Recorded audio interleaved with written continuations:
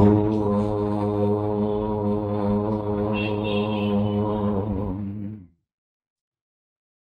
అవిద్యానామంతస్తిమిరమిహిరద్వీపనగరీ జడానాం చైతన్యస్తబకమకరాంధశ్రుతిఝరీ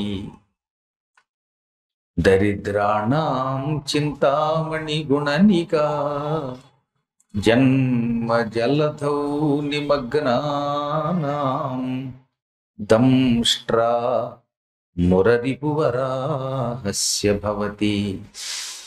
శుక్లాంబరధరం విష్ణుం శశివర్ణం చతుర్భుజం ప్రసన్నవదనం ధ్యాయేత్ సర్వవిఘ్నోపశాంతయే.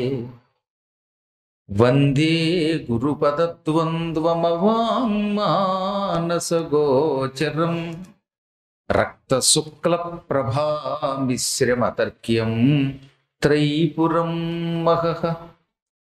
నారాయణం నమస్కృత్య నరం చైవ నరోత్తమం దేవీం సరస్వతీం వ్యాసం తతో జయముదీరయేత్. సచ్చిదానందరూపాయ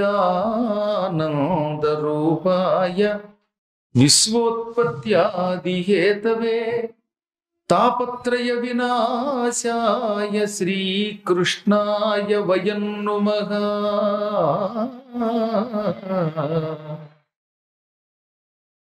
శ్రియః కాంతాయ కళ్యాణ నిధయే నిధయే అర్థినాం శ్రీవేంకట నివాసాయ శ్రీనివాసాయ మంగళం. మూడు సార్లు చెప్పండి, జై శ్రీరామ్. జై శ్రీ. మహాద్భుతమైన స్వామి సంకల్ప బలం వల్ల భూమి మీదకి అడుగుపెట్టి వకుళమాలిక దగ్గరికి శ్రీనివాసుడిగా వచ్చి ఆమె పెట్టిన వెన్నతిని పద్మావతిని చూచి వరించి ఆమెను పెళ్లి చేసుకోవడానికి సంకల్పించాడు. అసలు పురాణాల్లో స్కాంద పురాణం చాలా గొప్ప పురాణం.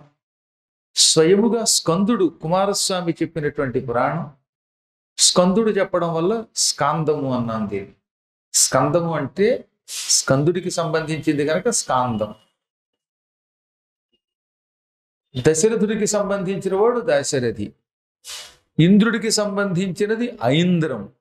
వరుణునికి సంబంధించింది వారుణం. వారుణం అంటే వరుణునకు సంబంధించినది. It's belongs to Varuna. అగ్నికి సంబంధిస్తే ఆగ్నేయం. అలాగే స్కందునికి సంబంధించింది కనుక ఈ పురాణాన్ని స్కాందము అన్నాం. నిజానికి ఇందులో కుమారస్వామి చరిత్ర ఎక్కువ ఉండదు, కానీ కుమారుడు చెప్పడం వల్ల స్కాందం అన్నాం. మార్కండేయుడు చెప్పడం వల్ల మార్కండేయ పురాణం ఉన్నంత పొందులో మార్కండేయుడి చరిత్ర ఉండదు. ఇలాగే చాలా పురాణములు ఏ మహానుభావుడు చెబితే ఆ మహానుభావుడి పేరు మీదుగా ప్రసిద్ధికి ఎక్కాయి. అందులో ఈ స్కాంద పురాణం భారతం తర్వాత మళ్ళీ అంత పెద్ద అద్భుత పురాణం. 7 ఖండములతో కూడినది. ఆ ఖండాల్లో వైష్ణవ ఖండాన్ని మనం చెప్పుకుంటున్నాం. వైష్ణవ ఖండంలో ప్రథమ భాగం వెంకటాచల మహాత్మ్యం, రెండవది పురుషోత్తమ చరిత్ర అనగా పూరి జగన్నాథ స్వామి చరిత్ర, మూడవ భాగం బదరీ మహిమ. ఇలా విష్ణు సంబంధమైన చరిత్రలన్నీ చెప్పబడే ఖండమును వైష్ణవ ఖండము అంటాం. ఆ ఖండాల్లో మనం అప్పుడే 6వ రోజులోకి అడుగు పెట్టాం. 18 రోజుల పురాణంలో వకుళమాలిక కిందకి దిగి ఆకాశరాజు దగ్గరికి, ధరణీదేవి దగ్గరికి, పద్మావతి మా కోడలవ్వాలి అని అడగడానికి బయలుదేరిన సమయంలోనే స్వామివారు ఎరుకల సాని వేషం వేసుకుని నారదునితో కలిసి కిందకి దిగాడు అని నిన్న మీకు చెప్పాను. ఎరుకల సాని రూపంలో స్వామివారు మహావేగంగా వెళ్ళిపోయారు. ఆయన మహామహిమ కలిగిన వాడు. ఈవిడి కంటే రావడానికి 1 రోజు పడుతుంది. ఎందుకంటే కొండ దిగాలి. కొండ దగ్గర నుంచి ఎంత దూరం వెళ్ళాలి? 60 కిలోమీటర్లు ప్రయాణం చేస్తే కానీ ఆ నారాయణపురం రాదు. అంత ప్రయాణం అవ్వడం వల్ల, అందున ఆవిడ కొంచెం వృద్ధురాలు స్త్రీ అవ్వడం వల్ల వయ్యారంగా మెల్లగా నడుచుకుంటూ వచ్చేలోపు తన మహామహిమతో శ్రీనివాసుడు ఎరుకతెగా మారి అక్కడికి చేరాడు. ఇక ఈలోపు ఇక్కడ శ్రీనివాసుడు ఎలా అయితే విరహవేదన చెందాడని నన్ను చెప్పానో అంతకంటే విరహవేదనతో నలిగిపోయింది పద్మావతి. అనుకుంటాం కానీ ప్రేమ అనేది ఒక్కసారి అంకురిస్తే ఆడ లేదు మగ లేదు. పెళ్ళయ్యేదాకా ఒకటే బాధట ఒకటే బాధట. పెళ్లికి ముందు ఎందుకు చాలా మంది అలా విరహ వేదన పొందుతారు, పెళ్ళయ్యాక కలహ వేదన పొందుతారు. బాయిదారి పెళ్లి ఏ ముహూర్తంలో అవుతుందో కానీ ఎక్కువ మంది చూడండి పెళ్లికి ముందు ఉన్న ప్రేమ తర్వాత ఉండదు. అలా కూడా ఉంటేనే దాన్ని ఆదర్శ దాంపత్యం అంటారు. పెళ్లికి ముందు హడావిడి, ఆ తర్వాత తడావిడి అయితేలాగా. ఏదో మీలాంటి పుణ్యాత్ములు కాబట్టి ఆదర్శంగా పెళ్ళయ్యాక కూడా భార్యాభర్తలు ఐకమత్యంతో ఉంటున్నారు. కానీ ఎక్కువ చోట్ల ఎందుకో తెలియదు చిన్న చెత్తగా కలహాలు వస్తూనే ఉంటాయి. నువ్వు నోరు ముయ్యి అని ఊడు అంటాడు, నన్ను ముయ్యమంటావా, నువ్వే ముయ్యని ఈవిడ అంటుంది. పోనీ ఆవిడ ముయ్యమన్నప్పుడు ఈయన తగ్గడం, ఈయన ముయ్యమన్నప్పుడు ఆవిడ తగ్గదు. ఎందుకు తగ్గాలి అనుకుంటున్నారట. మనం శ్రీనివాసుడి యొక్క దాంపత్యం ద్వారా ఎలా తగ్గాలో తెలుసుకోవాలి. అందువల్ల శ్రీనివాసుడిని చూసినప్పటి నుంచి పద్మావతి కూడా విరహం పొంది భోజనం చెయ్యదు. శరీరం అంతా వేడెక్కిపోవటం వల్ల నిద్ర పట్టదు. ఈ శరీరం యొక్క వేడిని తాపము అంటారు. తాపము అంటే వేడి. ఈ వేడి తగ్గడానికి తామర పువ్వుల మీద పడుకున్నది, ఒళ్ళంతా గంధం పూయించుకున్నది.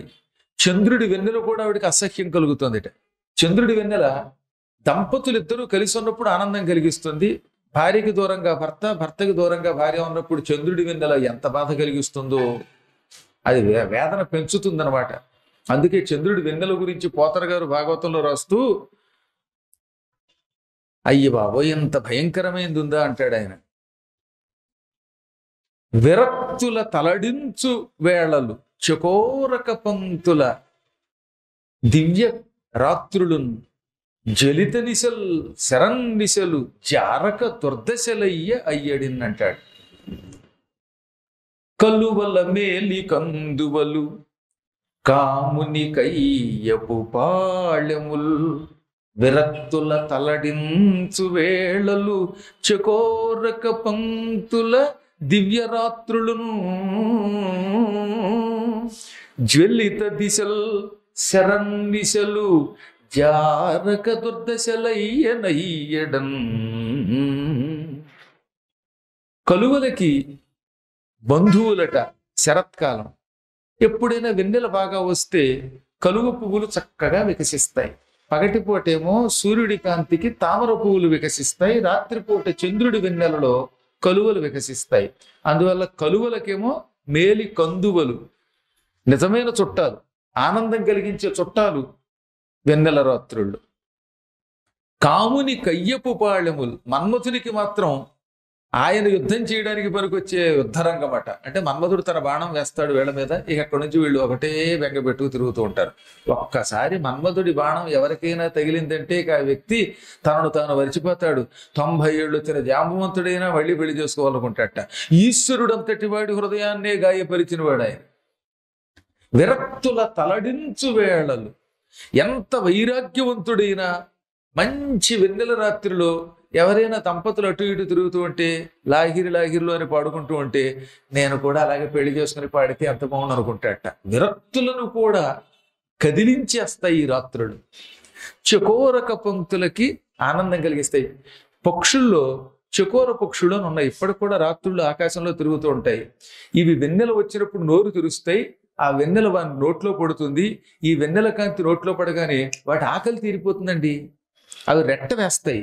ఆ రెట్ట ఆకాశం నుంచి ఏదో వెన్నెల జారిపోయినట్టు కిందకి జారిపోతుంది. అప్పుడప్పుడు రాత్రిపూట చీకట్లో ఇలా వెన్నెల కిందకి జారినట్టు ఉంటుంది, ఏదో చుక్క కింద పడింది అనుకుంటాం మనం. అది చకోర పక్షి యొక్క రెట్ట. చకోర పక్షులకి చంద్రుడి వెన్నెల ఆహారం ఆనందం కలిగిస్తుంది, అందుకని వాటికి ఆనందం కలిగిస్తోంది. దిక్కులన్నీ వెన్నెలతో నిండిపోయి ధగ ధగ ధగ వెలిగిపోతూ ఉంటాయి. తెల్లగా పిండి ఆరబోసినట్టు ఉంటుంది లోకమంతా. అందులో అడవుల్లోనండి రాత్రిపూట వెన్నెల కాస్తే ఉంటుంది, కానీ అనుభవించేవాడు ఉండడు కనుక ఇదిగో అడవి కాచిన వెన్నెల అన్నారు. అదే మన నగరంలో కాస్తే మనం వెన్నెల రాత్రుల్లో కాస్త మేడ మీద కూర్చునేవాళ్ళం. పూర్వం మేడలని పైన కూర్చునేవారు. ఇప్పుడు అన్ని అపార్ట్మెంట్లే కదా, టుప్పుకు టుప్పుకొని అందులో కూర్చున్నవాడికి బయట సూర్యుడు లేడు, ఈ చంద్రుడు లేడు, ఏమీ లేదు. ఈ వేపు నుంచి ఆ వేపు కదలడానికి లేదు. సొంతిళ్ళు ఉన్నవాళ్ళు మంచి పైన పెట్టగోడ పెట్టి ఉన్నటువంటి డాబా మీద కూర్చుని వెన్నెల రాత్రుల్లో కూర్చుని పాటలు పాడుకుంటే ఎంత బాగుంటుందో. లేదా భగవన్నామని చేసుకునే వాళ్ళకి, ఇలాంటి తాతగారు లాంటి వాళ్ళకి జై శ్రీరామ్ అని మేడ మీద కూర్చుంటే అదొక ఆనందం. కాబట్టి ఏదైనా సరే ఆ దిక్కులన్నిటినీ తన పిండి వెన్నెలతో చంద్రుడు నింపివేస్తాడు. అందువల్ల ఆ రాత్రులు చాలా బాగుంటాయి. జారులకు మాత్రం భయం. ఎందుకంటే జారులు కటిక చీకట్లో ఎవరికి తెలియకుండా రహస్యంగా తిరగాలనుకుంటారు. భార్యకి తెలియకుండా, భర్తకి తెలియకుండా బయట ఇష్టోత్తడి తిరిగే వాళ్ళు ఉంటారు కదా, వాళ్ళు వెన్నెల్లో పట్టుబడిపోతారట. అందుకని వెన్నెలు వస్తే వాళ్ళకి భయం. దొంగాళ్ళకి, ఈ జారులకి వెన్నెలంటే భయం. అందుకే తొగలు సంతసిల్ల దొంగలు భీతిల్ల పొడిచే శీతకరుడు భూరి చకోరక ప్రీతికరుడు జార భీతికరుడు అన్నారు. తొగలు అంటే కలువలు సంతసిల్లుతాయి. దొంగలకి భయం. వెన్నెల్లో దొంగతనం చేయలేరు, కటిక చీకట్లో దొంగతనం బాగా చేస్తారు. అటువంటి చంద్రుడు పొడిచాడు. ఆ వెన్నెల ఇప్పుడు ఈవిడికి అసహ్యం కలిగిస్తోంది. ఓరి దుర్మార్గుడా, చంద్రుడా, నువ్వెక్కడ దొరికావురా? ఇప్పుడు వెన్నెలకు వస్తున్నావు. శ్రీనివాసుడు లేకపోవటం వల్ల నా మనస్సు తల్లడిల్లిపోతోంది. ఆనాడు నీ దగ్గర గాంధీవం అనే ఒక విల్లు ఉండేది. ఆ గాంధీవం అనే విల్లు పాండవుడి దగ్గరికి వెళ్ళిపోయింది, అర్జునుడి దగ్గరికి వెళ్ళిపోయింది. కానీ లేకపోతే నీ దగ్గరే ఆ విల్లుంటే ఈ మన్మథుడి బాణాలతో పాటు నువ్వు కూడా బాణాలు వేసిన ప్రాణం తీసేవాడివి కదరా అని చంద్రుడిని నిందించింది. అందువల్ల విరహంతో అలా చంద్రుడిని నిందించింది, వెన్నెలని తిట్టింది, చల్లగాలిని తిట్టింది. మలయానిలం ఆవిడికి నచ్చటం లేదు. ఇలా ఆవిడ బెంగ పెట్టుకుని భోజనం చేయకుండా ఉంటే చెలికెత్తులు వచ్చి ధరణీదేవి దగ్గరికి, అమ్మ ధరణీదేవి, ఈ మధ్యన 2-3 రోజులుగా నల్లత చెంది పద్మావతి భోజనం చేయటం లేదు, పడుకుని లేవటం లేదు, ఆవిడ శరీరం అంతా ఒకటే వేడితో నిండిపోయింది అన్నారు. అయ్యో, అమ్మాయికి ఎంత జ్వరం వస్తే, బాధ వస్తే, ఆహారం సహించకుండా ఉంటే నాకెందుకు చెప్పలేదు అని ధరణీదేవి వచ్చి పద్మావతిని, ఏం తల్లి ఇలా ఉన్నావు అందట.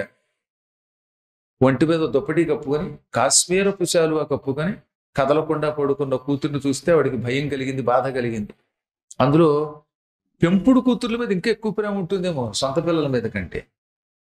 మగపిల్లల మీద కంటే ఆ ఆడపిల్లల మీద తల్లులకు ఎక్కువ ప్రేమ ఉంటుంది అని పెద్దలు చెప్పారు. అదేమో నాకు తెలియదు. కానీ అందువల్ల సహజంగా ధరణీదేవికి కూతురింటే ఎక్కువ ఇష్టం. ఆ పుత్రికా ప్రేమ వల్ల ఏం చేసింది అన్నమాట, దగ్గరకు వచ్చి ఏం తల్లి ఇలా ఉన్నావంటే చెప్పలేదు. ఈ చెలికత్తెలకి తెలిసే ఉంటుంది అనుకుని, ఏమే నళిని, జయ, విజయ, మీరంతా కలిసి పద్మావతితో ఆడుకోవడానికి వనవిహారానికి వెళ్ళారు, అక్కడ ఏం జరిగిందో చెప్పండి, లేదని చెప్పకపోయారంటే దండిస్తాననగా వాళ్ళంతా కంగారు పడి, మేమంతా కలిసి వనవిహారం చేశామమ్మా, పువ్వులు కోసుకుంటూ ఉంటే అక్కడికి గుర్రం ఎక్కిన ఒక నల్లనయ్యన వచ్చాడు, ఏనుగును వేటాడుతూ వచ్చాడు. ఆవిడ్ని పద్మావతి చూసింది. ఇక చూసినప్పటి నుంచి భోజనం మానేసింది, ఆయన్నే తలుచుకుంటుంది అనగానే, ఈ విషయం ఇంత ఆలస్యంగా చెబుతారా అని వెంటనే మిమ్మల్ని అందరినీ తీసుకుని వెళ్ళి రాజుగారి చేత శిక్షింపజేయిస్తాను అని పద్మావతిని, ఇటు చెలికెత్తెల్ని వెంట పెట్టుకుని ఆకాశరాజు గారి దగ్గరికి వచ్చింది. అంతఃపురంలో కూర్చుని ఉన్న ఆకాశరాజు దగ్గరికి. చూశారా ఈ చెలికెత్తెల యొక్క సమాగము? వీళ్ళంతా కలిసి అడవికి వెళ్ళారు, పుష్పాపచయం చేశారు, పువ్వులు కోశారు, ఆడుకున్నారు. ఆడుకున్నారు. అక్కడికి ఎవడో పరపురుషుడు వచ్చాట. ఆ విషయం మనకి చెప్పాలా? చెప్పలేదు. ఆ పరపురుషుడు ఎవడో మనకి తెలియదు, పద్మావతి తెలియదు. చూచి చూడగానే ప్రేమలో పడిపోయింది. ప్రేమలో పడి జ్వరం తెచ్చుకుంది, భోజనం మానేసి ఏడుస్తోంది. అసలు ఈ చెలికత్తెల్ని శిక్షించాలి అనగానే ఆయన నవ్వి, పద్మావతి ప్రేమిస్తే మధ్యలో ఈ చెలికత్తెలు ఏం చేస్తారు? ఆడలేక ముద్దులు ఊడింది వెనకటికి ఎవరో. మధ్యన డబ్బుకొని వాయిస్తుంటే చక్కగా డ్యాన్స్ చేసేవారు పూర్వం. ఒక ఆవిడకి ఆడలేక కింద పడింది. ఎందుకు పడమంటే ఆ మధ్యలో ఓడిగా ఉంది, సరిగ్గా వాయించలేదు అందుకే. అదో పిచ్చి మాట అని చెలికెత్తెల్ని మందలిస్తున్న భార్యని సముదాయించి, అమ్మా పద్మావతి, ఇంతకీ నీవు చూచిన వాడు ఎవరు? కులమేమిటో తెలుసునా? గోత్రం తెలుసునా? ఒక వ్యక్తిని ప్రేమించే ముందు వాడి మంచి చెడ్డ వివరాలు తెలుసుకోవాలి. ఎవడో తెలుసుకోకుండా దోవనపోయేవాడిని ప్రేమిస్తే ఆ తర్వాత యావత్ జీవితం బాధపడతాను చెప్పమనగా, ఎక్కడో కొండ మీద ఉంటాట ఆశ్రమవాసి, అంతకు మించి నాకేమీ తెలియదు అంది ఆవిడ. ఈ ఆడపిల్లలంతే, తొందరపడి ప్రేమలో పడిపోతారు, మంచి చెడ్డ ఆలోచించుకోలేరు అని అంటున్నాడు.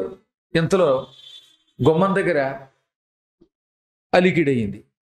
కాపలవాడు ఒకడు లోపలికి వచ్చి, ఎవరో ఒక ఎరుకల సాని వచ్చింది, ఎరుక చెబుతుందిట, జ్యోతిష్యం చెబుతుందిట అనగానే, అబ్బా భలే సమయానికి వచ్చింది, ఆవిడ లోపలికి ప్రవేశపెట్టండి అన్నాడు ఆకాశరాజు. ఎరుకల సాని లోపలికి వచ్చింది. నల్లగా నిగనగలాడిపోతుంది ఆవిడ. పాత చింతపండు, గౌడుగీరి చర్మము, ఇవన్నీ కలగా పులగం చేస్తే ఇటువంటి రంగులన్నీ చర్మం రంగుగా ఉన్నాయన్నమాట. అంతే, అంత నల్లగా ఉన్నాయి చక్కగా. ఆ నలుపులో నాణ్యం అన్నారు. నల్లగా ఉన్న కొంతమంది చూస్తే ఎంత ముద్దు వచ్చేస్తారో, కొంతమంది తెల్లగా ఉన్న చిక్కగా ఉంటారు. అలా ముద్దుగా ఉన్న ఆవిడ నెత్తి మీద ఒక కొప్పు పెట్టుకుని, చేతిలో గంప పెట్టుకుని, గంపలో ఒక కర్ర పెట్టుకుని, ఎరుక చెబుతానమ్మ ఎరుక చెబుతాను సోదోయమ్మ సోది అని వచ్చింది. ఇలా వచ్చిందనమాట సోది అనే పదం. మన వాళ్ళు సొల్లు కబుర్లు చెప్పకంటారే, ఈ సొల్లు మంది కాదు, తమిళంలో సొల్లు అంటే చెప్పు అని అర్థం. ఆ పదం మనకి ఇలా వచ్చి అక్కడి నుంచి సొల్లు చెప్పకుండా మొదలెట్టాం. అసలు సొల్లు అంటేనే చెప్పు అని అర్థం. సొల్లు అనే తమిళం పదానికి తెలుగులో చెప్పు అని అర్థం.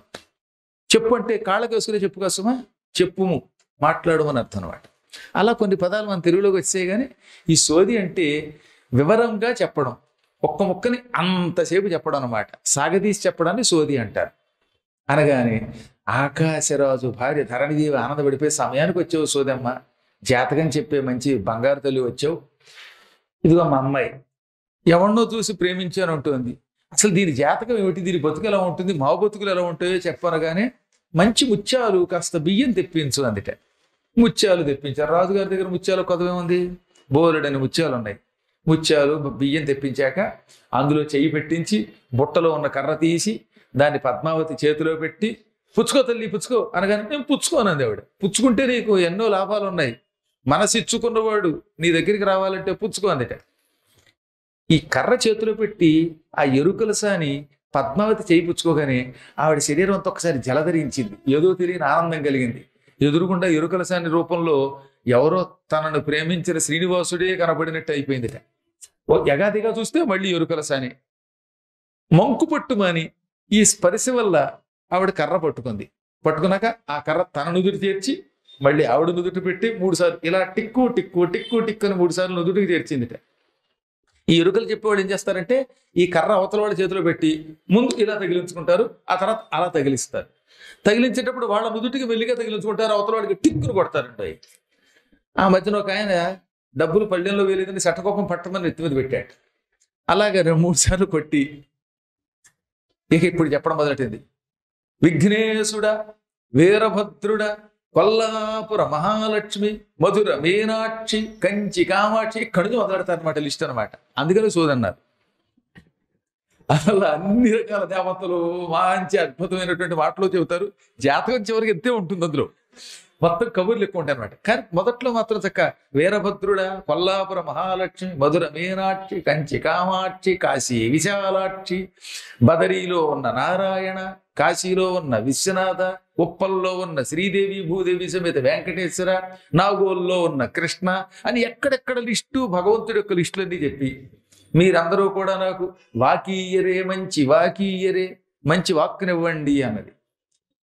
వాక్కు బాగానే ఇస్తారు, ఇంతకీ జాతకం ఏమిటి అంది. ఈవిడి కంగారు, గొడ్డు కంగారు ఎక్కువ ఈవిడి ధరణీదేవికి. ఎప్పుడు ఈ కూతురు జాతకం తెలుసుకుందామా అని ఈవిడ చూస్తోంది, ఆవిడేమో సాగదీస్తుంది. ఆ తర్వాత ఆడబిడ్డంటే భుజము చూపుదు, మగబిడ్డంటే ఎడమ భుజము చూపుదు, పెంపుడు బిడ్డంటే నుదురు చూపుదు. ఏమిటో ఈ నుదురు చూపడం, ఆడబిడ్డంటే కుడిభుజం చూపడం అంటే ఏమిటనమాట, కుడిభుజం కొంచెం ఎక్కువ ఇష్టం అంట. మగబిడ్డంటే ఎడమభుజం చూపడం అంటే ఆడబిడ్డ కంటే మగబిడ్డ మీద ఒక పిసరు రవ్వంత తేడా ఉంటుంది ప్రేమలో అని ఈ విధంగా పలికి, ఓ పద్మావతమ్మ, నువ్వు చూసిన వాడు సామాన్యుడు కాడు, నల్లనయ్య, సమస్త లోకాలకి మూలకారకుడు. అదుగదుగో అక్కడెక్కడో దూరంగా ఉన్న 7 కొండల మీద మకాం పెడతాడు ఆయన, పరాక్రమవంతుడు, ఆయన మహానుభావుడు, చంద్రవంశ సంజాతుడు, గార్గేయసు గోత్రుడు, వీరాధి వీరుడు. ఆయనే నిన్ను చూచి ప్రేమించాడు, ఆయనతో నీకు పెళ్ళయి తీరుతుంది, ఇది నా వాక్ అనగానే చాలు చాలు నీ సోది నువ్వును.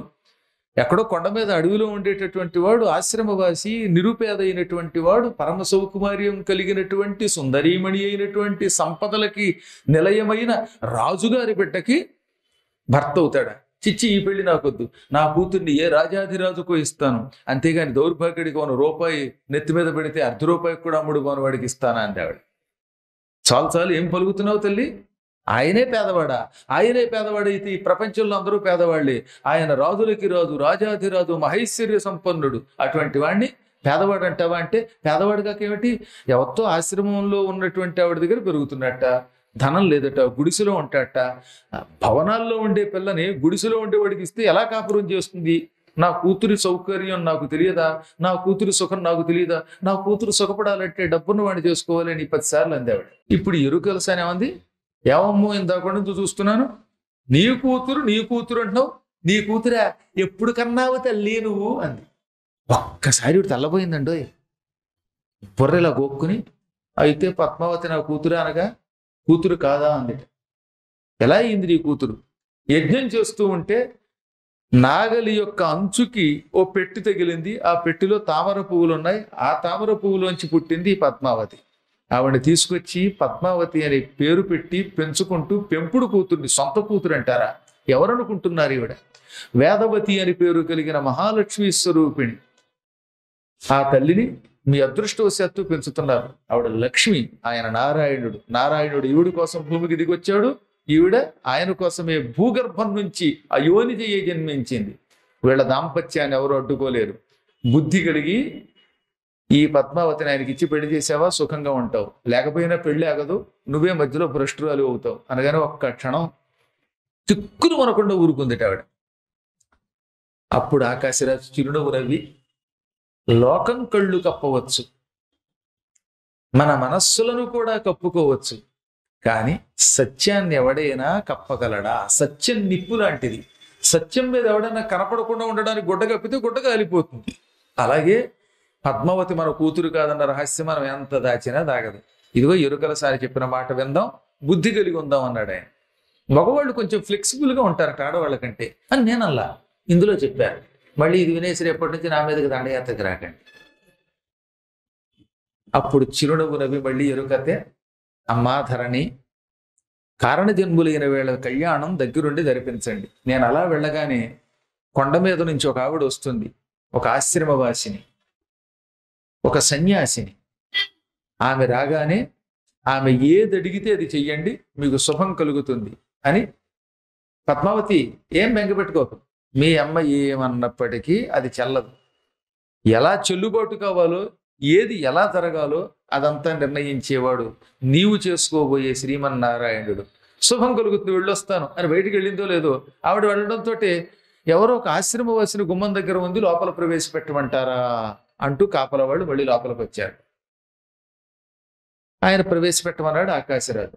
సరిగ్గా ఆ సమయానికి లోపలికి మహాత్మురాలు గోకుళమారికి అడుగుపెట్టింది.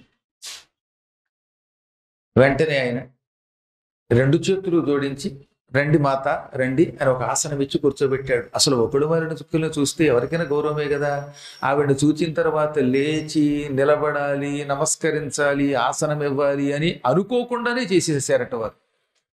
ఒక్కొక్కరి ముఖం చూస్తే ఆసనం ఇవ్వబుద్ధి ఇస్తుంది, లేవబుద్ధి కలుగుతుంది, లేచి నమస్కరించాలి అనే కోరిక కలుగుతుంది. దానికి గల కారణం వారి హృదయంలో ఉన్నటువంటి శక్తి, హృదయంలో ఉన్న పరమాత్మ శక్తి, ముఖంలో కనపడే వర్చస్సు. కొంతమందిని చూడండి, వాళ్ళలో పెద్దగా అందం ఉండకపోవచ్చు, వయస్సు ఉండకపోవచ్చు, పుట్టి ముసలివాళ్ళు అవ్వచ్చు, ఏదైనా అవ్వచ్చు, కానీ వాళ్ళని చూడగానే రెండు చేతులు జోడించి నమస్కరిస్తాం. కారణం వారిలో దైవశక్తి కాంతి రూపంలో బయటికి కనపడుతుంది. ఆ కాంతి సంస్కారం కలిగిన వాళ్ళకే కనపడుతుంది. అందుకే టక్కున చేతులు జోడించి నమస్కరిస్తాం. వేదవ్యాసుల వారు కాశీకి వెళ్ళాడు.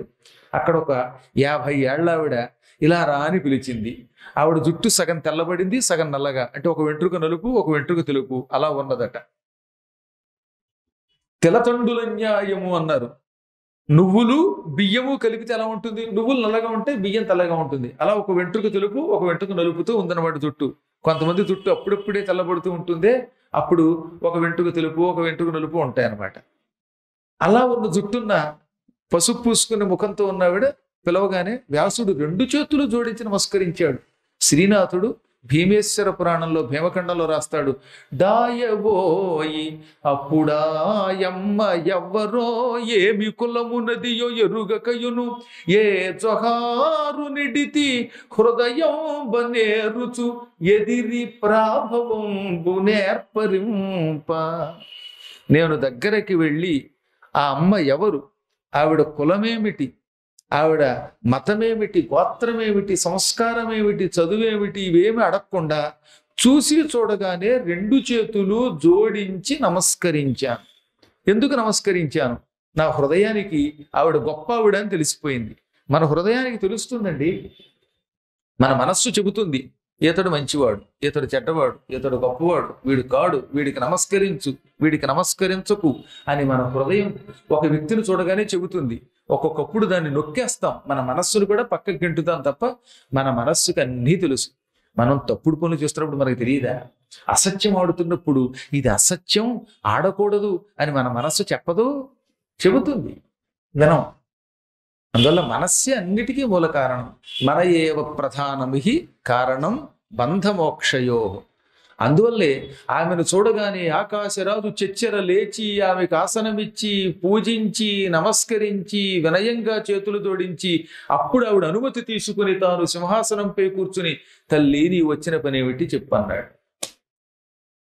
అప్పుడు ఆమె నేను ఒక మంచి పని మీద వచ్చాను, అడగకూడని కోరికే అయ్యుండవచ్చు, అయినా భగవంతుడి సంకల్పంతో అడగడానికి వచ్చాను, ఈ కన్య పద్మావతి కోసం వచ్చాను అని ఒక్క ముక్కే అంది పాప, ఇంకా పూర్తిగా అనలేదు. అప్పుడు ఆకాశరాజు ఏమన్నాడు, కన్యాత్వయో నిజా దివ్యా శుభగా కమలాలయా అర్థిత దేవదేవేన వెంకటాద్రి నివాసిన.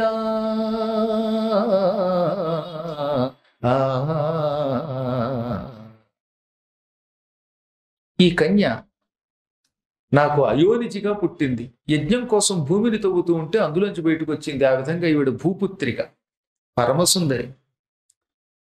వెంకటాచలం మీద ఉన్నటువంటి ఒక ఆయన ఎవరో ఈమెను ప్రేమించాడు అని విన్నాను. బహుశా ఆయనే నీవు పెంచుకుంటున్న కుర్రవాడై ఉండవచ్చు. ఆమె కోసమే ఈమె కలవరిస్తోంది, అతన్నే ప్రేమించానంటోంది, అతన్నే పెళ్లి చేసుకుంటానంటోంది. అమ్మా నీవు అతని దగ్గర నుంచే వచ్చావా అనగా చాలా ఆశ్చర్యంగా, నేను అడగాలనుకుంటున్న మాట, నేను చెప్పాలనుకుంటున్నటువంటి మాట నీవే చెప్పావు మహారాజా. నేను వరాహస్వామి భక్తురాలిని. ఆయన అనుజ్ఞ తీసుకుని 7 కొండల మీద ఒక చిన్న పర్ణశాల వేసుకున్నాను. శ్రీకృష్ణ పరమాత్ముని రూపాన్ని, శిలారూపాన్ని మా ఆశ్రమంలో పెట్టుకుని నిరంతరం పూజిస్తూ ఉంటాను. అనుకోకుండా నా దగ్గరకు ఒక రోజున ఒక మహాత్ముడు వచ్చాడు. అతడు కృష్ణస్వరూపుడని నాకు తర్వాత తెలిసింది. శ్రీనివాసుడు అని పేరు పెట్టి సాకుతున్నాను. ఇదంతా మనం ఎంతో పూర్వం చెప్పుకున్నాం కనుక ఇప్పుడు కొత్తగా చెప్పుకోకర్లేదు. ఆయన వేటకి వచ్చి నీ కుమార్తె పద్మావతిని చూచాడు. ఆమెను తప్ప పెళ్లి చేసుకోనంటున్నాడు.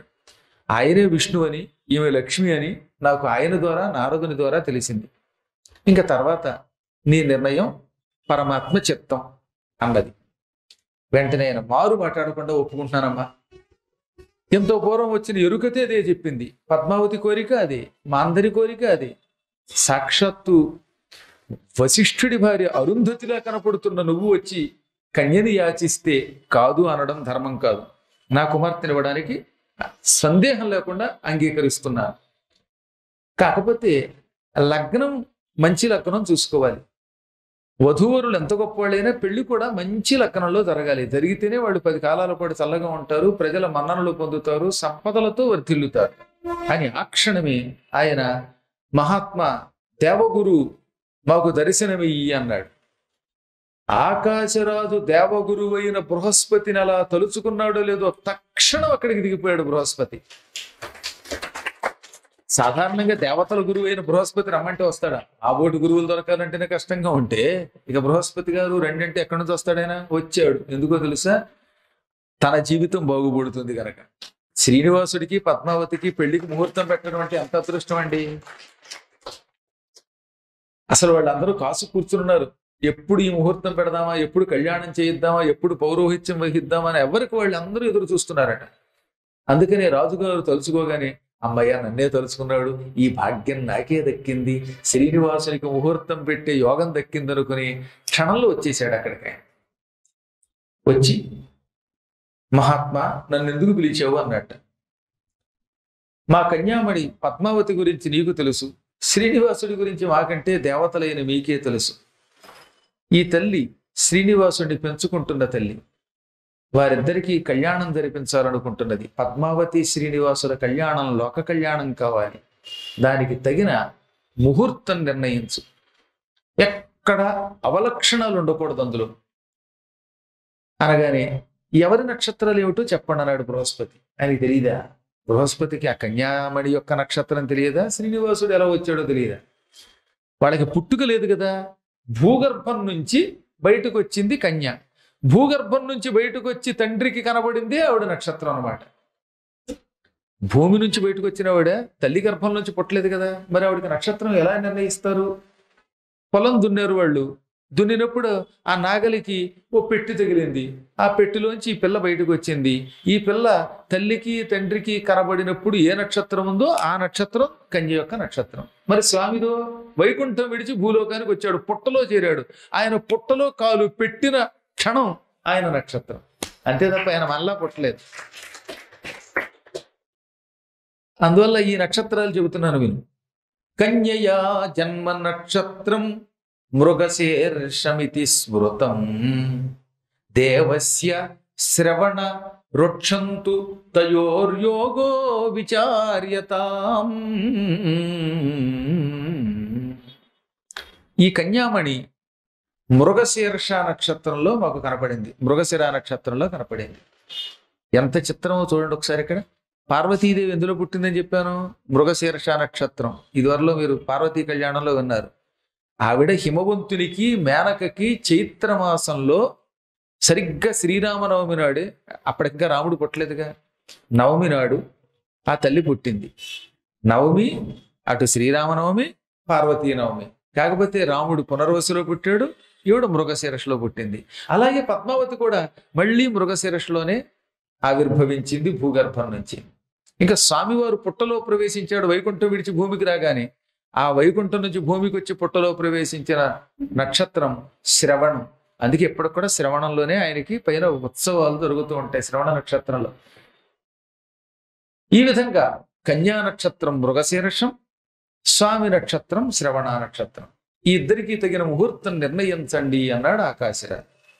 అప్పుడు బృహస్పతి బాగా లెక్కలు వేశాడు. ఇద్దరికీ పనికొచ్చే నక్షత్రం ఉత్తర ఫల్గుని. ఎలా పనికొస్తుందని చెప్పాలి, మీకు చాలాసార్లు చెప్పాను కదా. జన్మ నక్షత్రం నుంచి లెక్క పెట్టాలి. 1వ నక్షత్రం జన్మ నక్షత్రం. ఉదాహరణకి మృగశీర్ష అమ్మవారిది. మృగశిరతో లెక్క మొదలెట్టాలి. ఆ మృగశిర తర్వాత ఏమిటనమాట? ఆర్ద్ర, అది 2 సంపత్తార అంటారు. 3 పునర్వసు. ఆర్ద్ర తర్వాత ఏంటి? పునర్వసు. ఇది విపత్తార. వరసగా మృగశిర, ఆర్ద్ర, పునర్వసు, పుష్యమి, ఆశ్లేష, మఖ, పుబ్బ, ఉత్తర. ఉత్తర ఎన్నో నక్షత్రం అయింది? 8. జన్మ నక్షత్రం 1 జన్మ నక్షత్రం, 2 సంపత్తార, 3 విపత్తార, 4 క్షేమతార, 5 ప్రత్యక్తార, 6 సాధనతార. ఏమంటారు? 6 సాధనతార. ఇప్పుడు పాఠం చెప్పడం కోసం ఒకసారి మీకు గుర్తుగా చెప్పేస్తాను. 6 సాధనతార, 7 నైధనతార, 8 మిత్రతార, 9 పరమ మిత్రతార. కాబట్టి ఇప్పుడు ఈవిడ మృగశిర నుంచి 8వ నక్షత్రం కనుక అమ్మాయికి ఏమవుతుందో తారాబలం ఉత్తర ఫల్గుని అంటే మిత్రతార. అమ్మవారికి ఉత్తర ఫల్గుని నక్షత్రం, ఉత్తర నక్షత్రం మిత్రతార అవుతుంది. మరి స్వామివారికి ఏమవుతుంది అది కూడా లెక్కదాం. శ్రవణం, ధనిష్ట, శతభిషం, పూర్వభాద్ర, ఉత్తరాభాద్ర, రేవతి, అశ్విని, భరణి, కృత్తిక. మళ్ళీ మొదలకి రావాలి. రోహిణి, మృగశిర, ఆర్ద్ర, పునర్వసు, పుష్యమి, ఆశ్లేష, మఖ, పుబ్బ, ఉత్తర. అంటే 9 అయ్యింది. 9 ఏమవుతుందన్నాను? పరమ మిత్రతార. అమ్మాయికి మిత్రతార, అబ్బాయికి పరమ మిత్రతార. ఇంకెందుకంటే తారాబలం ఎలా కుదురుతుంది చూసారా? ఈ తారాబలం చూసుకోవాలి. జన్మతార పెళ్లిళ్ళకి చాలా మంచిది, ఇద్దరికి కుదిరితే. సంపత్తార చాలా గొప్పది. 3 పనికిరాదు, 5 పనికిరాదు, 7 పనికిరావు. మళ్ళీ 4 క్షేమతార, 6 సాధనతార, 8 మిత్రతార, 9 పరమ మిత్రతార పనికొస్తాయి. ఆ రకంగా ఇద్దరికీ పనికొస్తుంది. ఇటు మిత్రతార, అటు పరమ మిత్రతార. కాబట్టి వైశాఖ మాసంలో, ఏ మాసం? వైశాఖ మాసంలో ఉత్తర ఫల్గుని నక్షత్రంలో ఈ ఇద్దరికి వివాహం విధిపూర్వకంగా శాస్త్ర విధి ప్రకారం జరిపిద్దాం. ఎంత బాగా చెప్పాడండి బృహస్పతి. ఆ శ్లోకాలు వింటే కన్యామణులకి లాభం, పెళ్లి కాని పిల్లలకి అందరికీ లాభం, పెళ్ళైన వాళ్ళకు కూడా ఐకమత్యం కలుగుతున్నటువంటి. పెళ్ళి కూడా రోజు కొట్టుకుంటుంటారుగా ఇంటికి వెళ్ళేలోపు. మీ మొహం, నా మొహం అంటవా? నీ మొహం కాదు, నీ మొహం. ఇక అక్కడి నుంచి అహం, ఆ దెబ్బతో ఇహం మొత్తం పరం అయిపోతుంది. అందువల్ల అలాంటి వాళ్ళు శ్రద్ధగా వింటే ఐకమత్యం కలుగుతుంది. సంవతాసుకవృద్ధ్యర్థం ప్రోచ్యతే దైవచింతకై తయో ఉత్తర ఫల్గున్యాం వివాహ క్రియతామితి వైశాఖమాసే విధివత్ క్రియతామితి సోబ్రవీత్. స్వయంగా బృహస్పతి వైశాఖ మాసంలో ఉత్తర ఫల్గుని నక్షత్రంలో ఈ ఇద్దరికి పెళ్లి చేద్దాం, ఇద్దరికి నక్షత్ర బలం బాగుంటుంది కనుక. ఇక ఆకాశరాజు ఆనందపడిపోయాడు. బృహస్పతి మంచి ముహూర్తం పెట్టామని సన్మానం చేశాడు. ఆయనకి మెడలో దండ వేశాడు, ఒక ఫలం ఇచ్చాడు. ₹1 ఇవ్వలేదు. ఎందుకని? ఈ భూలోకంలో రూపాయలు స్వర్గలోకంలో చెల్లం. ఈ ఈ క్యాష్ ఎక్కడికి వెళ్ళాక అది స్మాష్. మన కరెన్సీ ఇప్పుడు భారతదేశంలో ఎంత కరెన్సీ ఉంటేనే ఇది మళ్ళీ అమెరికా పెడితే డాలర్లోకి మార్చుకోవాలి, అమెరికా నుంచి ఇక్కడికి వస్తే డాలర్ రూపాయల్లోకి మార్చుకోవాలి. కానీ స్వర్గంలో ఇలా మార్చుకునే అవకాశం లేదు, అసలు పట్టుకెళ్ళే అవకాశం లేదు. ఏ సూర్యకాంతం ఒడియాలు పెట్టుకెళ్ళినట్టుగా యమగోల్లో చూపించినా ఒడియాలు అప్పడాలు అక్కడికి పెట్టుకెళ్ళడం కుదరదు, డెప్పడాలేడప్ప. యమలోకంలో చెల్లవు ఇక్కడ. కాబట్టి స్వామివారికి నమస్కారం చేసి వదిలేశారు.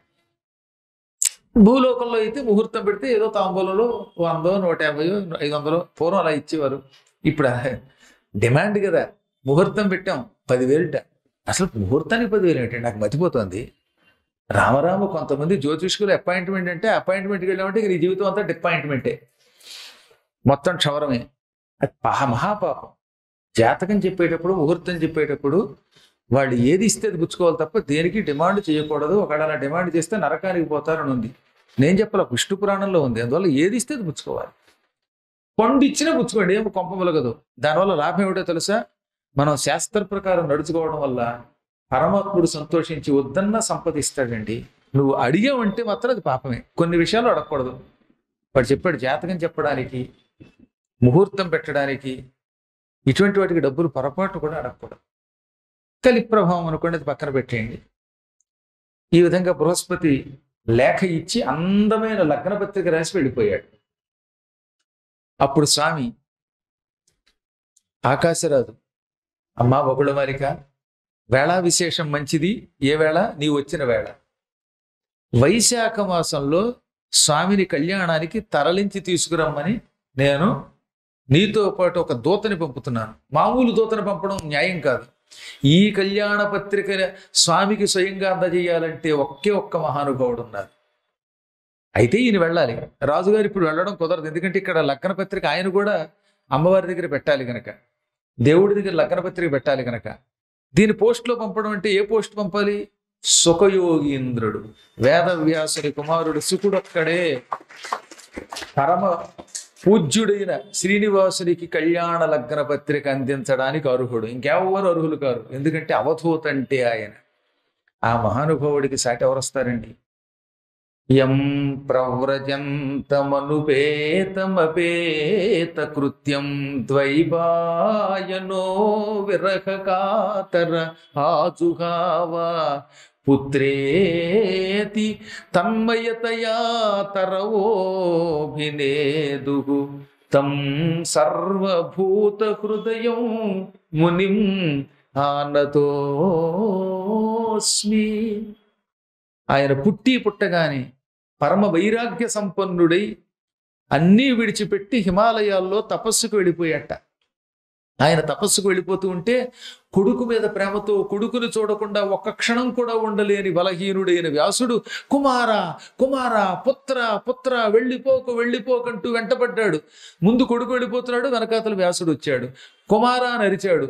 అరుస్తూ ఉంటే ఈ అరుపులు కొండ గుహలలో నుంచి, చెట్లలో నుంచి ప్రతిధ్వనించే వెనక్కి వచ్చాయి. ఆ అరుపు ఎలా ఉందో తెలుసా?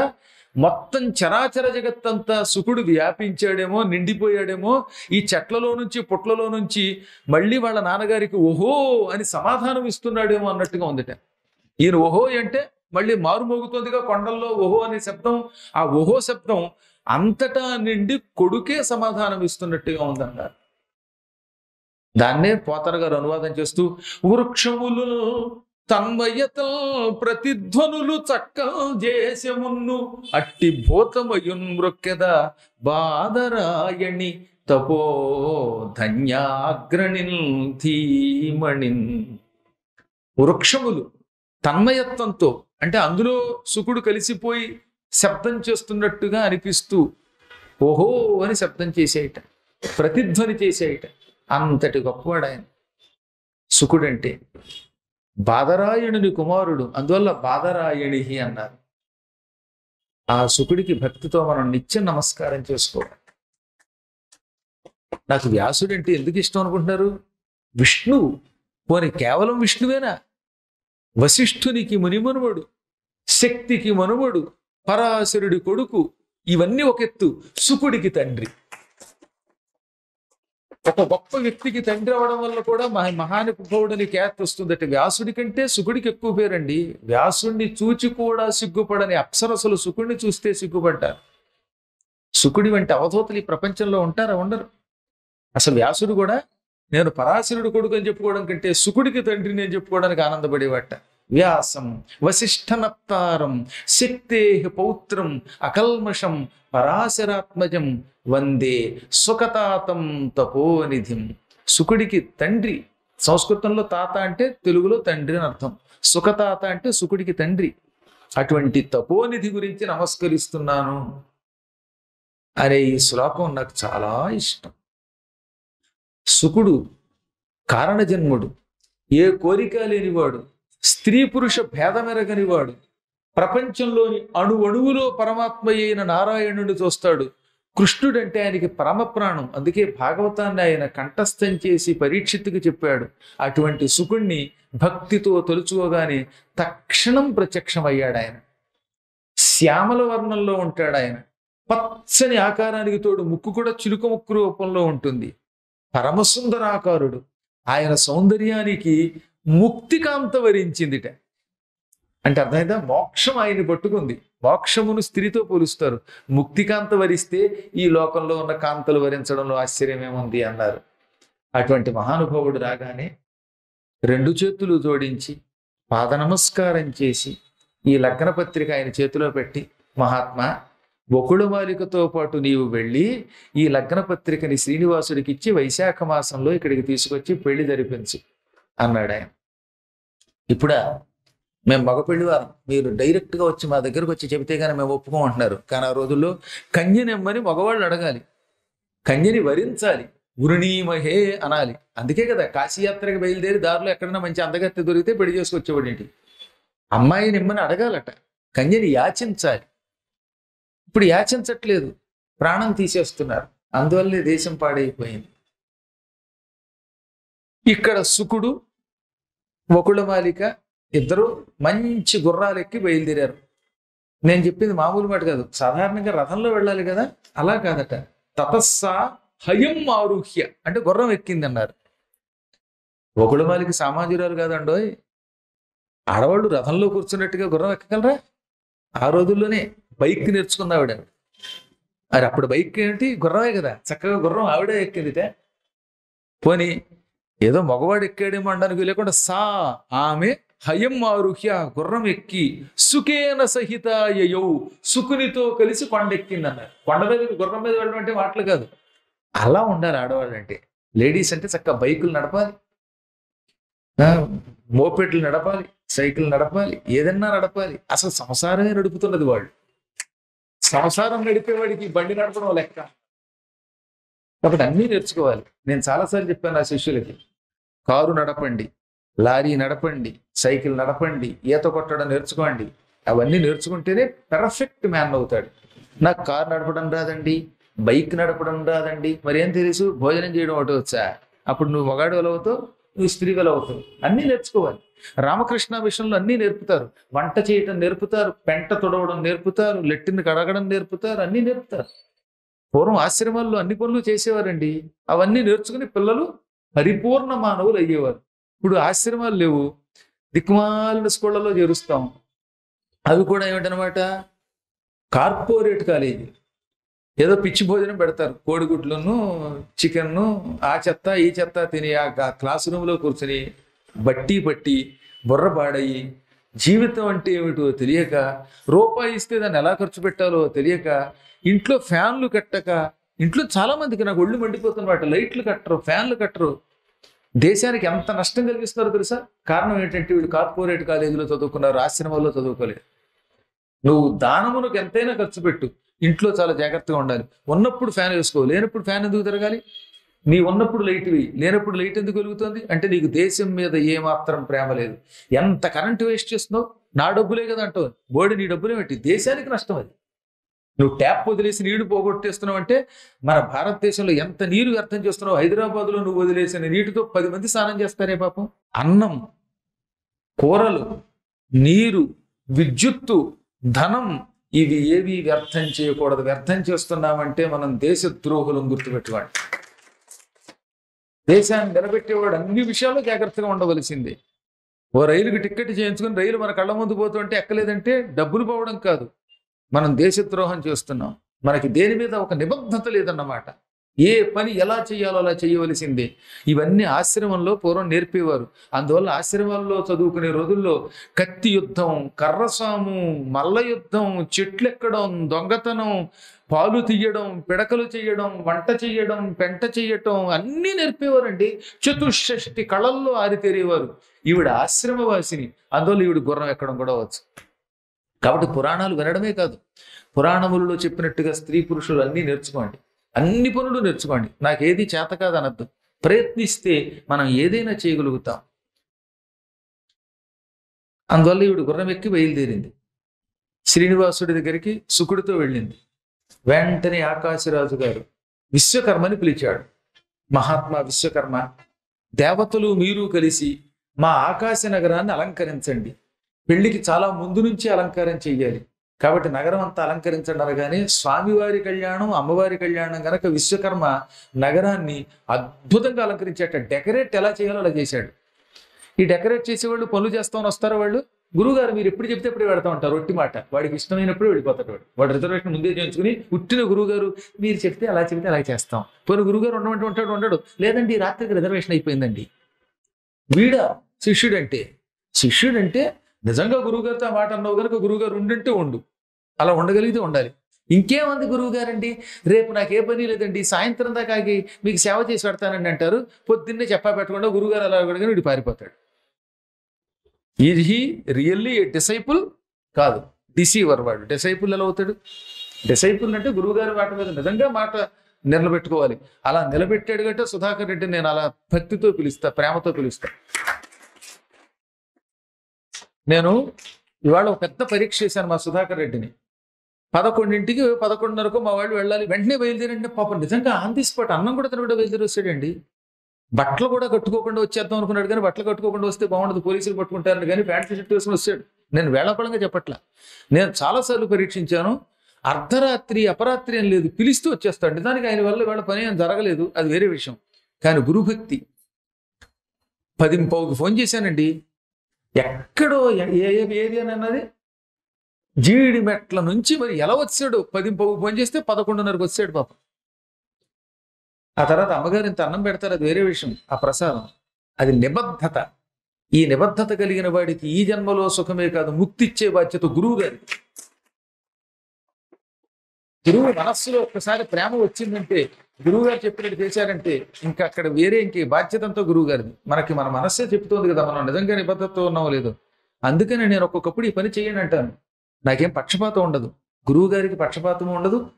మా గురువు గారికి ఏం తెలియదండి, ఆయన ఏదో చెబుతాడండి అని మీరు అనుకోక్కర్లా. మీ గురువు గారికి ఏమీ తెలియకుండా ఇక్కడ కూర్చోట్లేదు. గురువు గారు కళ్ళు మూసుకుంటే ఎక్కడ ఎవరు ఏం చేస్తున్నారో తెలుస్తుంది. ఏం జగదీష్ గారు చెప్పినట్టు చేయండి అని ఎందుకు చెప్పారంటే ఆయన ఫ్లాష్ బ్యాక్ నాకు తెలుసు, మీకు తెలియదు. మీకు ఎంతసేపు ఏమనిపిస్తారన్నమాట, మా గురువు గారు ఆయన మాట వింటున్నారు, ఆయన చేతిలో కీలు బొమ్మలు ఉంటారు. కీలు బొమ్మ కాదు, ఈ కీలు బొమ్మల్ని ఎలా నడిపించాలో తెలుసు కనుక. ఇప్పుడు విష్ణువుతి వెళ్ళాలంటే ఆయనకి ఎక్కడికైనా వెళ్ళగలడు, కానీ గరుత్మంతుడికే మోసే భాగ్యం ఎందుకు ఇచ్చాడు? ఆంజనేయుడికి రామావతారంలో ఎందుకు పని అప్పగించాడు? అది అతని బాధ్యత. అది మీరు వినాలంతే, తూచా తప్పకుండా చెయ్యాలి. చేస్తే ఇహం పరం రెండూ వస్తాయి. ఇది గురువు యొక్క నియమం అంతే. దాని వెనకాతలు రెండో ఆలోచన చేయకూడదు. విశ్వకర్మ లాంటి వాళ్ళు ఉంటారు కొంతమంది మహానుభావులు. ఆయన విశ్వకర్మ అంటే ఎవరు అనుకుంటున్నారు? విష్ణువు యొక్క ఒక అవతారం విశ్వకర్మ అంటే. విశ్వకర్మ అంటే మళ్ళీ ఇంకో మనిషి అనుకోకండి, విష్ణువే ఆ రూపంలో వచ్చాడు. వ్యాసుడే విష్ణువు, కపిలుడు విష్ణువు, నారదుడు విష్ణువు. అయినా విష్ణువుకి సేవ చేయడానికి మళ్ళీ వాళ్ళు సిద్ధంగా ఉంటారు. వచ్చి ఆయన చెప్పినట్టుగా అక్కడ ఉండి మొత్తం నగరం అంతా అద్భుతంగా అలంకరించాడు. మళ్ళీ పెళ్ళయ్యాక ఈ అలంకారం అంతా నేనే తీస్తాను దగ్గరుండి అన్నాడు. చూసారా? అందుకే విష్ణువు పెళ్లికి విష్ణువే అలంకారం చేశాడు. అందుకని విశ్వకర్మ పుట్టినరోజు వచ్చినప్పుడు మనం ఆ విశ్వకర్మ అనే భగవంతుణ్ణి భక్తితో పూజించాలి. అసలు ఇంజనీర్ ఆయన కదటండి. తదనంతరం ఇంద్రుడు వచ్చాడు. శ్రీనివాసుడికి పద్మావతికి కళ్యాణం జరుగుతున్నప్పుడు భూమండలం అంతా ఘుమఘుమలాడిపోవాలి అని కెమికల్స్ ఉన్నటువంటి అగరత్తులు వెలిగించకుండా పుష్పవృషం కురిపించాడు. పారిజాత పుష్పాలు సువాసనిచ్చాయి. అప్సరసులు నాట్యం చేశాయి. ఇంకా రహస్యం చెప్పనా మీకు? ధనదో ధనధాన్యాద్యై పూరయామాస వేశ్వతత్తు. కుబేరుడు వచ్చాడు.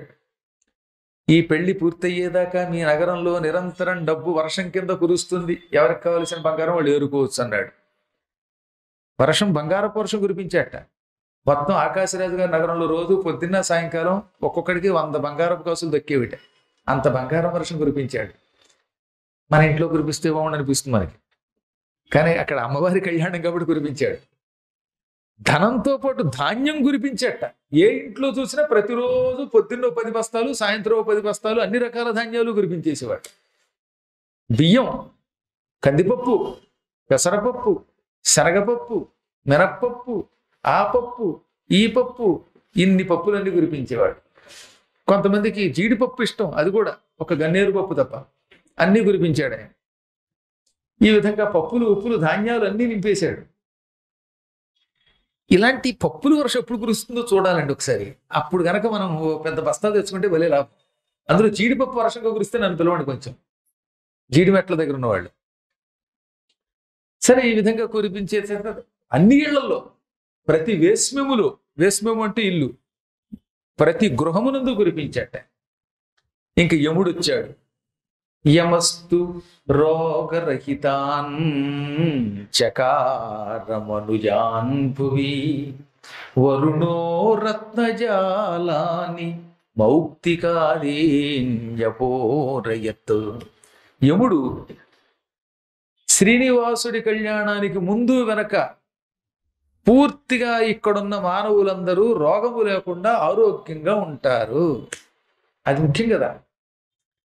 పెళ్లికి ముందు, పెళ్ళయిన తర్వాత కూడా, పెళ్ళయ్యాక 2 నెలల పాటు కూడా. ఎందుకంటే తీరా 16 రోజుల పండుగ విమానం ఎక్కి రాగానే మళ్ళీ జ్వరం వస్తే ఇబ్బంది, మళ్ళీ పారాసెటమాల్ ఇవ్వాలి. ఈ గందరగోళంతో ఉండకూడదు. అందుకని పెళ్లికి ముందు వెనక కూడా రోగరహితాన్ చకార మనుజాన్ భువి. ఈ భూలోకంలో ఉండే మానవులందరికీ రోగాలు లేకుండా చేశాడు. రోగాలకు మూలకారకుడు యముడేనంటోయ్. యముడు ముందు రోగాలు పంపిస్తాడు, ఆ రోగాలు లేకుండా చేశాడు. ఎక్కడ కరోనా లేదు, థర్డ్ వేవ్ లేదు, మొత్తం మీద ఎక్కడ రోగాలు లేవు. ఇక రోగాలు ఎలాగో లేవు, ఆరోగ్యంగా ఉన్నారు. దాంతోపాటు ఆయువు కూడా పెంచాట. ఈ నగరంలో కొంతమంది 90 ఏళ్ళు 100 ఏళ్ళు దాటిన వాళ్ళు ఉన్నారు. వాడు జెండా పైకప్పుడు వెళ్ళిపోవాలి. కానీ యముడు జాలిపడి, శ్రీనివాస పద్మావతుల కళ్యాణం అయ్యేదాకా మీరు అప్పుడే మా యమలోకములకు రావద్దు, మీకు ఇంకా ఆయుర్దాయం ఇచ్చాను, మీకు ఇంకా ఇక్కడ ఆధార్ కార్డుతో అవసరం ఉంది, ఉండండి అన్నాడు. ఇలా ఆయువు పెంచాడు. ఇక వరుణుడు వచ్చాడు. సముద్రంలో అనేక రత్నాలు ఉంటాయి. ఆ రత్నాలన్నీ పట్టుకొచ్చి ముత్యాలను అందరి ఇళ్లలో కురిపించేశాడు. ఈ విధంగా భూమండలం అంతా బ్రహ్మానందంతో నిండిపోయింది. వాయుదేవుడు వచ్చాడు. మరీ తుఫాను గాలి కాదు, అలాగని గాలి వేచకుండా కాకుండా మందవాయువులు అందరి ఇళ్లలో ప్రసరించాడు. చల్లని గాలి, అది కూడా పిల్లగాలి వీచేది. దాంతో అందరూ సుఖపడిపోయారు. అసలు ఏసీ బిల్లులు ఎక్కడున్నాయండి అప్పుడు? ఎంత సుఖంగా ఉండేదో ఆ రోజుల్లో ఇళ్లలో. పూర్వం వేసవకాలంలో బయట పడుకుని సుఖంగా ఉన్నామా? ఇప్పుడు బయట పడుకుంటే చచ్చిపోతాం, తెల్లారేసరికి దోమలు కుట్టి చంపేస్తాయి. ఈ పొల్యూషన్ అంతా మనం కృత్రిమంగా ఈ వ్యవసాయాల్లో ఎరువులు వేయడం వల్ల, పురుగుల మందులు కొట్టడం వల్ల, ఏసీ మిషన్ల యొక్క వేడి వల్ల, వీటి వల్ల వచ్చిన పురుగులు ఇవన్నీ. మా చిన్నప్పుడు అందరం కూడా వేసవకాలంలో బయట పడుకునేవాడు హాయిగా. ఎంత సుఖంగా ఉండదు. బయట మడత మంచం వేసుకుని అలా వెన్నెల్లో చూసుకుంటూ, వెన్నెలలో నే వేడి ఏళ్ళనో అని పాటలు పాడుకుంటూ శుభ్రంగా పడుకునేవాళ్ళం. ఇప్పుడు వెన్నెల ఎక్కడ ఏడిసింది, ఎక్కడ చూసినా వేడి తప్ప, బోడి తప్ప. అందరికీ ఏసీ పెట్టుకోవాల్సిన కర్మ వచ్చేసింది, అవునా? అందువల్ల అందరూ సుఖపడ్డారు ఆ కాలంలో. ఇక ఈలోపు శుకుడితో కలిసి కొండ మీదకి వెళ్ళి ఆశ్రమం దగ్గర గుర్రం దిగి బకుళమాలిక పద్మావతి కళ్యాణ విశేషాలు చెప్పడం కోసం శ్రీనివాసుని దగ్గరికి వెళ్ళగానే శ్రీనివాసుడు పరిగెత్తుకొచ్చి కాయ కొండ అన్నాడు. ఎరుకతి రూపంలో వచ్చినవాడు ఆయనేనని చెప్పాం కదా, మీకు నిన్నే చెప్పాం కదా. తాను ఎరుకలసాని అయి పెళ్లి కుదుర్చుకున్నాడు. అన్నీ ఆయనే కర్త కర్మ క్రియ అన్నీ తానే అయినప్పటికీ ఏమీ ఎరగనట్టుగా అమ్మ వెళ్ళిన పని ఏమైంది, పండ కాయ, కాయ అంటే అవ్వలేదన్నమాట, పండు అంటే అయినట్టు అనమాట. అనగానే ఫ్రూట్ఫుల్ ఆయన, ఆ బ్యూటిఫుల్ కన్య దగ్గరికి వెళ్ళాక ఫ్రూట్ఫుల్ తప్ప ఇంకోటి ఎలా అవుతుంది అనగానే మా అమ్మ మంచిది అని ఆవిడ పుచ్చుకుని గిర్రును తిప్పేసేటండు, ముద్దు పెట్టుకున్నట్ట. శ్రీనివాస మరి ఇంత ఆనందం వద్దు, కారణ జన్ముడివి, అన్నీ నువ్వే నిర్ణయించుకున్నావు, నీకు కన్యనివ్వడానికి మహారాజు సంతోషించాడు. ఇదిగో శుకుల వారు లగ్న పత్రిక పట్టుకొచ్చారని గాని శ్రీనివాసుడు వినయంగా నమస్కరించి రండి సుఖయోగీంద్ర అని ఆసనం ఇస్తే, నువ్వు నాకు నమస్కరించడం ఏమిటి, అఖిలాండ కోటి బ్రహ్మాండ నాయకుడివి, ఆది మధ్యాంతరహితుడివి, సర్వాంతర్యామివి అని శుకుడు ఆయనకి నమస్కరించాడు. ప్రస్తుతం శుకుడు గురుస్థానంలో ఉండడం వల్ల శ్రీనివాసుడు నమస్కరించాడు, శ్రీనివాసుడు జగద్గురుడైన కృష్ణుడు అవ్వడం వల్ల ఆయన నమస్కరించాడు. తదనంతరం భగవంతుడు కళ్యాణ లగ్న పత్రిక అంతా చదివించుకుని, ఇక ఇప్పుడు పెళ్లికి ఒకే ఒక్క ఇబ్బంది. ఆకాశరాజు గారు బాగా అలంకారాలు చేయించుకున్నాడు, లగ్న పత్రిక పెట్టించుకున్నాడు, పెళ్లి మండపం బాగా చేసుకున్నాడు. ఆకాశరాజు గారు డబ్బున్నవాడు కనుక కళ్యాణ మండపం కూడా కట్టేసుకోగలడు, ఏసీ కళ్యాణ మండపం. మరి పెళ్లి కొడుకు నేను ఇప్పుడు ప్రస్తుతం పేదరికంలో ఉన్నాను, రూపాయి లేదు, బట్టలు కుట్టించుకోవాలి, నగలు అలంకారం చేసుకోవాలి, లక్ష్మీదేవి నన్ను వదిలి ఎక్కడికో వెళ్ళిపోయింది, మరి క్యాష్ రెడీ క్యాష్ లేకుండా పెళ్లికి ఎలా వెళ్ళాలి అన్నట్టే. వెంటనే దేవతలు దిగొచ్చారు. శుకుడు ఒక పక్కన ఉన్నాడు, ఒకడు మాలికి ఒక పక్కన ఉన్నది, మధ్యలో శ్రీనివాసుడు చింతిస్తూ ఉంటే బృహస్పతి, ఇంద్రుడు, వరుణుడు, యముడు, కుబేరుడు, వాయువు అందరూ వచ్చేశారు. దిక్పాలకులు అంటారు 8 మందిని. తూర్పు దిక్కుకి ఇంద్రుడు, ఆగ్నేయానికి అగ్ని, దక్షిణ దిక్కుకి యముడు, నైరుతి దిక్కుకి నిర్రుతి అనే రాక్షసుడు, పశ్చిమ దిక్కుకి వరుణుడు, వాయవ్య దిక్కుకి వాయువు, ఉత్తర దిక్కుకి కుబేరుడు, ఈశాన్యానికి ఈశానుడు, ఈ ఈశానుడు మొదలైన 8 మంది దిక్పాలకులు, ఇంకా భూమి ఆకాశాలకి దిక్పాలకులైనటువంటి వాళ్ళు, అన్ని ప్రాంతాల నుంచి దేవతలు వచ్చారు. ఈ దేవతలతో పాటుగా దేవతల్లో చాలా జాతులు ఉన్నారు. సుర సిద్ధ సాధ్య కిన్నర పన్నగ యక్ష చారణాసుర విద్యాధర గంధర్వాది జాతులంతా వచ్చారు. వచ్చి శ్రీనివాస నీ కళ్యాణానికి లోటే ఉంది, లక్ష్మీదేవి లేకపోయినా మేమందరం కలిసి చందాలు వేసుకుంటాం అన్నట్ట. అబ్బెబ్బెబ్బే ఈ చందాలు మాకెందుకు, టీవీగా పెళ్లి చేసుకోవాలి. ఇక ఒకటి మిగిలింది, ఈ కుబేరుడు అక్కడే అందరిలోకి బాగా డబ్బు ఉన్నవాడు. మిగతా వాళ్ళందరి దగ్గర డబ్బు ఉంటుంది కానీ ఆన్లైన్ పేమెంట్లు అవి, కుబేరుడి దగ్గర రెడీ క్యాష్ ఉంటుంది. దిక్మాలు కూడా అంతసేపు గూగుల్ పేమెంట్లు ఆన్లైన్ పేమెంట్లు తప్ప తక్కువ వాళ్ళ దగ్గర ఎక్కువ డబ్బు ఉండేది ఒక్క కుబేరుడి దగ్గరే. అందుకని కుబేరా నా పెళ్లికి కాస్త అప్పిస్తే అనునిత్యం నా కొండ మీదకి వచ్చే భక్తుల యొక్క సంపదని నీకు వడ్డీ రూపంలో ఇస్తానన్నాడు. వెంటనే ఆరోజు ఆనందంతో ఆహా కుబేరుడిది కదా భాగ్యం, అంటే కలియుగాంతం వరకు వడ్డీ చెల్లిస్తాట. ఈ వడ్డీ ఈయన ఇచ్చేదానికి కోట్లు కోట్లు కోట్లు అయిపోతుంది అనగానే కోటి నిష్కాసములు ఇచ్చాడు అని స్కాంద పురాణం చెబుతోంది. పద్మపురాణం ఆ కూడా ఇంచుమించుగా అలాగే చెబుతోంది. ఎవరో కానీ 14 కోట్లు అన్నారు కానీ ఇందులో 14 కోట్లు కనపడలేదు నాకు. సంస్కృతంలో 1 కోటి నిష్కాసములు, కొన్ని పురాణములలో 3 కోట్లు ఉన్నది. సరే ఎలా వచ్చిందో 14 కోట్లు ఇచ్చారని వచ్చింది. చెప్పాక సినిమా వాళ్ళు ఏదైనా పుట్టిస్తారు. ఇంతంత మాడలు, ఒక మాడ అంటే దాదాపు 24 గ్రాముల నుంచి 48 గ్రాముల మధ్యలో బంగారపు అచ్చులు వేస్తే దాని ఒక మాడ అనేవారు. అలాంటివి 1 కోటి మాడలు వర్షంగా కురిపించేట కుబేరుడు. కుబేరా నిన్ను నేను గుర్తుపెట్టుకుంటాను, కలియుగాంతం వరకు నాకు హుండీలో వేసిన డబ్బులు నీకు వడ్డీగా ఇస్తాను. మనకు అనుమానం, హుండీలో డబ్బులు ఎక్కడితే అలాగే ఉంటుంది కదా, ఇది ఎలా వడ్డీ చెల్లిస్తాడని. ఈ హుండీలో వేసే కొంత బంగారం మనకి తెలియకుండా అదృశ్యం అయిపోతుంది. హుండీలో వేసే బంగార పొంగరాలు గొలుసులు చాలా ఉంటాయి, అందులో కుబేరుడి వడ్డీ మాత్రం వేసి వేయగానే అదృశ్యం అయిపోతుంది. అది కుబేరుడికి ఇంతంత మాడగా మారి వెళ్ళిపోతుంది. మిగిలిందే ఈ హుండీకి ఎడుతుంది. మనకి తెలియక హుండీలో వేసిందంతా లెక్కెట్టేస్తున్నారు, ఇక్కడే ఉంటున్నాయి, బ్యాంకుల్లో ఉంటున్నాయి అనుకుంటున్నాం. నీకేం తెలుసు అందులో అదృశ్యమైందని? అది నాకు తెలుసు, ఆయనకి తెలుసు, మీకు ఇప్పుడు అర్థమవుతుంది.